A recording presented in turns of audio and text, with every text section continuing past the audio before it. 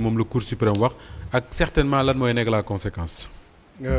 wallaay ñu ne les avocats de Ousmane Sonko indiwuñu des éléments mais bu ñu leen indiloon jant bi tagal leen sax. du tax ñoom ñu def leneen loo xamante ne naruñu ko woon au départ.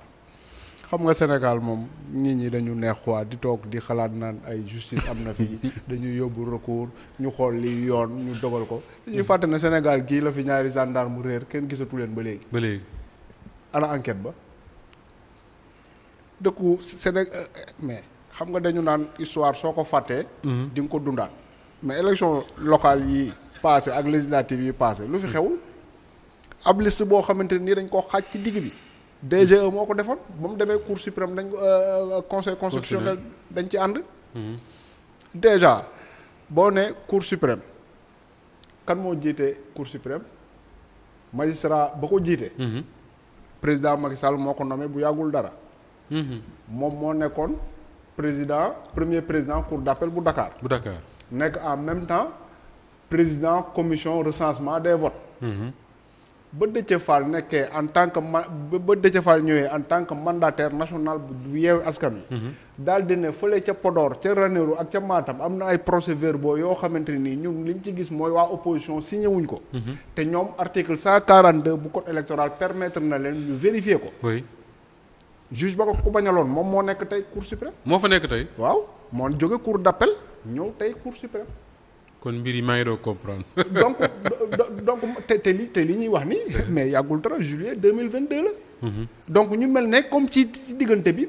Sénégal soppi na fi benn soppeeku boo xamante ne nii li fi bonoon yëpp dindi nañ ko li fi yàqu woon yëpp dindi nañ ko maintenant on repart à zéro xam naa waa awala yi fekk de bokkuñu ci élection yi passé moo tax xëy na jàppuñu ko ne.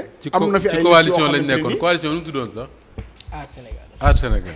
Moustapha. donc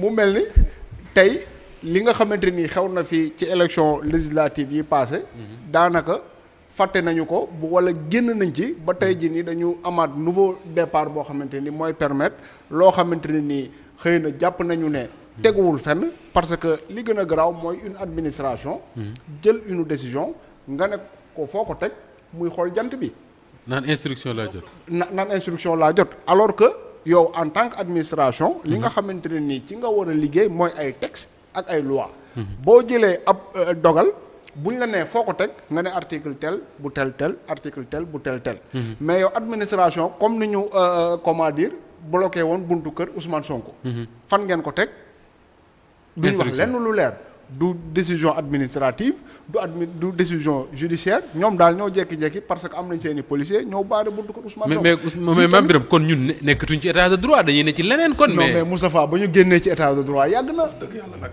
man dama doon défendre état de droit nag mais maa ngi ànd ak maa ñun fii moom xaw ma lan la quoi mais ba ñu génnee ci état de droit mooy ba Bougazelli bañ ko jàppee mu naan gendarme yi wuy yàqu naa ñu jóge ko bàyyi ko mu ñibbi gendarme yooyu ñoo ko mujj bàyyi mu romb leen di dem donc état de droit nekkatuñ ci Sénégal kay fi ñu toll nii mun nañoo wax ne benn genre xaw ma gétt laa koy tuddee xaw ma nan laa koy tuddee mais fii moom loi ak règlement amatu fi ñi fi nekk lii la ñu bëgg loolu la ñuy def ba sénégalais yi di ci jóg nag ne leen dëkk bi ñun ñëpp ñoo ko bokk muy le Sidy Lamine Niass waxoon rek da ngeen di sonn jëlee ko fi rek mbaa mu sonn bàyyi leen ma ngoog ci foofu lañ toll. non loolu du am mu sonn bàyyi ñu. Macky Sall kay day sonn xanaa jox ñu keneen waaye du bàyyi.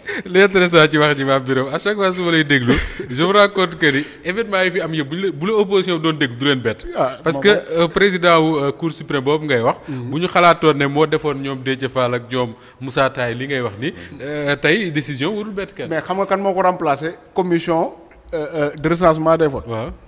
mais Amady Diouf ancien procureur bi fi waxoon 13 minutes film bi. ma ngoog ki ne woon kooku moo war a recenser vote yi léegi. mooy joxe résultat provisoire élection yi ki ne woon rebelle yi réer nañ. waaw mooy joxe résultat provisoire élection yi ñu jëm.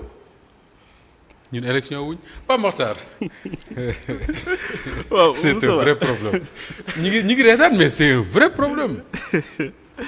mais dañoo waa pas ñun mais opposition bi laa wax ba daanaka dañoo gëmmoon di nelaw Macky Sall di def li bi def ñu yeewu rek fekk mu pare. ah gars yi demoon nañ dialogue yi kay xanaa waroon nañ faa am dara au moins Aywa. ko bàyyi nañ xeex bi. dialogue bi. après dinañ ci ñëw bi Moussa allez-y Pape. alors Moussa